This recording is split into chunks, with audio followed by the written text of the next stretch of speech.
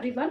आज की क्लास में चैप्टर द लिविंग वर्ल्ड को मैं आगे कंटिन्यू करने जा रही हूँ। ठीक है, पिछली क्लास में मैंने आपको मेटाबॉलिज्म एक्सप्लेन किया था और समझाया था कि मेटाबॉलिज्म क्या होता है। ठीक है, आज की क्लास में मैं आपको ग्रोथ एक्सप्लेन करने जा रही हूँ। बहुत कॉमन सा फीचर है ये लिविंग ऑर्गेनिजम्स का, और आप शुरुआत से छोटी क्लासेस से जब आप लिविंग और नॉन लिविंग के बीच के डिफरेंसेस को लिखते थे तो आप उसमें ऐसा मेंशन करते थे कि ग्रोथ लिविंग ऑर्गेनिजम्स के अंदर होता है बट नॉन लिविंग ग्रोथ को रिप्रेजेंट नहीं करते हैं।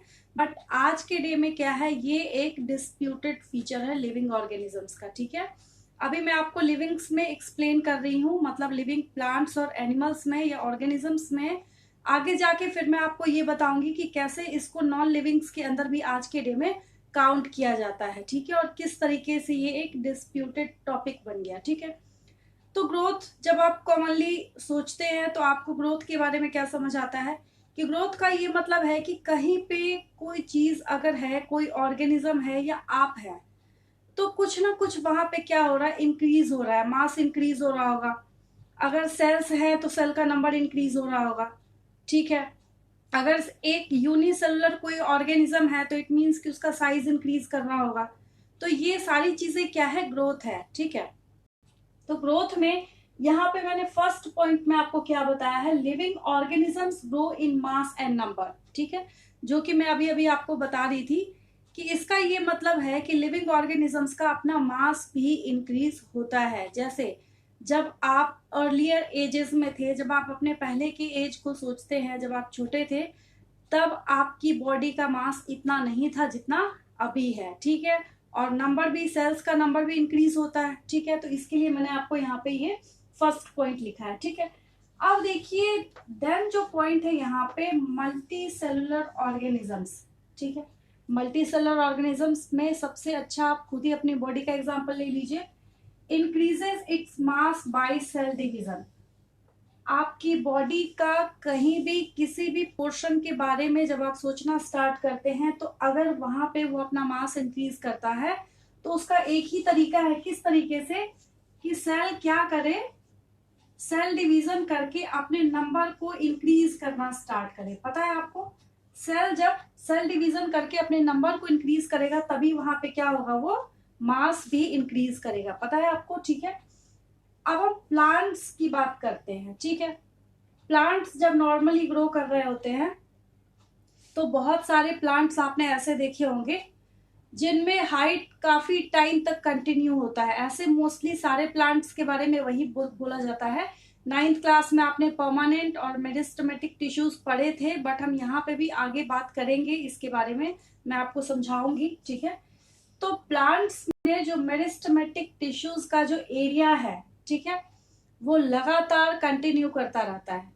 तो जिसकी वजह से जब आप एनिमल्स में देखना स्टार्ट करते हैं, जैसे आप खुद अपनी बॉडी का एग्जांपल ले लीजिए, तो ऐसा नहीं है कि टिल डेथ तक आपकी हाइट वगैरह इंक्रीज करती रहे, ऐसा नहीं होता। बट प्लांट्स में ऐसा होता है कि उनकी हाइट क्या होती है, इंक्रीज करती रहती है। ठीक है, और किसकी वजह से होता है, ये मेरिस्टेमेटिक टिश्यूज के इंक्रीज करने की वजह से होता है। ठीक है, अब वापस से हम एनिमल्स की बात करते हैं। ठीक है, अब एनिमल्स में क्या होगा, जैसे आपकी बॉडी में अभी अभी मैं आपको एक्सप्लेन कर रही थी कि सेल डिवीजन जब होगा कहीं किसी पर्टिकुलर एरिया में जहां पे सेल डिवीजन हो रहा होता है, वहां पे क्या होगा, मास इंक्रीज हो रहा होता है। ठीक है, तो यही चीज, और ये कैसे होता है, इनसाइड द बॉडी होता है। कैसे होता है, इनसाइड द बॉडी होता है। अब ऐसा नहीं हो सकता कि आप अपनी बॉडी में कहीं बाहर से कोई सेल ग्रो करा के उसको बॉडी के बाहर से अटैच करा लीजिए, ऐसा कभी आपने देखा नहीं है। ये जब भी होता है तो कब होता है, ये इनसाइड द बॉडी होता है, जिसकी वजह से लिविंग ऑर्गेनिजम्स क्या करते हैं,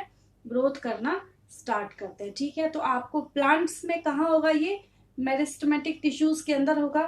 और एनिमल्स में कैसे होता है, बहुत सारे तरीके हैं इसके। ठीक है, क्राइटेरियाज बहुत सारे हैं, बट उसका रीजन क्या है, सेल डिवीजन होता है। सेल खुद भी अपना साइज इंक्रीज करता है और सेल डिवीजन करके सेल अपने नंबर को क्या करता है, इंक्रीज करने का भी काम करता है। ये मैं आपको बताऊंगी जब आप चैप्टर पढ़ेंगे cell division and cell cycle, उसमें आपको और अच्छे तरीके से समझ आएगा।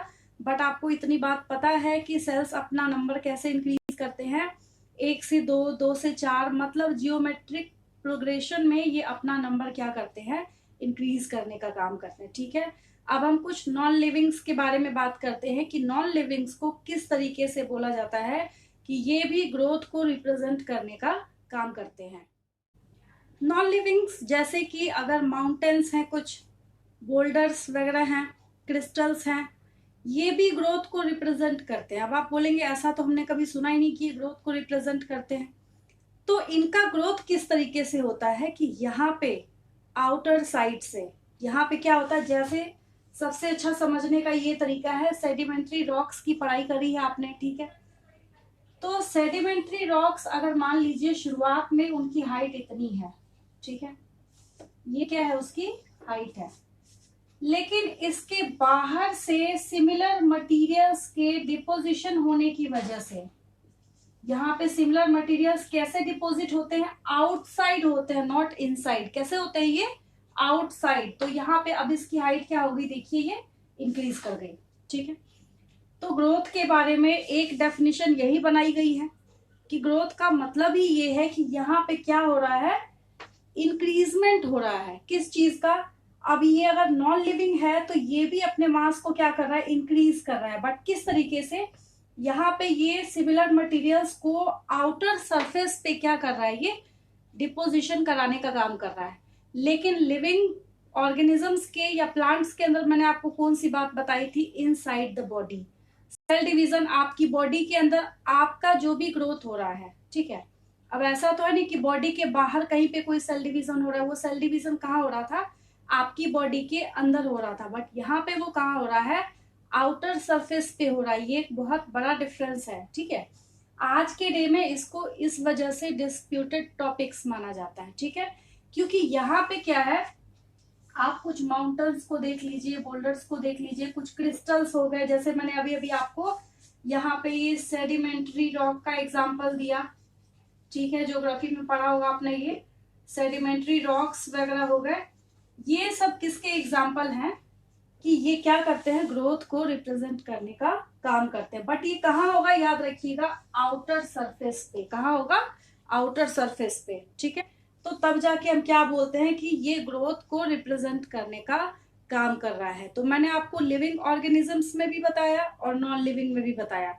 इससे कंक्लूजन क्या निकला, इससे कंक्लूजन ये निकलता है कि आप यहाँ पे ये बोलिएगा, growth is not referred as the most defining or characterizing feature of living organisms। ठीक है, यहाँ पे अब ऐसा नहीं है कि ग्रोथ जो एक फीचर है वो सिर्फ लिविंग ऑर्गेनिजम्स के लिए कॉपीराइटेड है, कि ये सिर्फ लिविंग ऑर्गेनिजम्स या प्लांट शो करेंगे, नॉन लिविंग शो नहीं करता। जो कि आपको यहाँ पे दिख रहा है कि यहाँ पे क्या है, नॉन लिविंग्स भी ग्रोथ को रिप्रेजेंट करने का और शो करने का काम कर रहे हैं। ठीक है, मैंने आपको हमेशा हर क्लास में ये बात बोली है कि हम छोटे छोटे सेगमेंट्स में अपने सिलेबस को थोड़ी स्पीड के साथ कवर करने का काम करेंगे। ठीक है, तो नेक्स्ट टॉपिक को नेक्स्ट क्लास में मैं आपको एक्सप्लेन करती हूँ। ठीक है, आई होप कि आपको आज का ये लेक्चर समझ आया होगा। अगर कहीं पे कोई डाउट्स आते हैं तो उसके लिए मेरे साथ कनेक्टेड रहिए। Thank you for watching.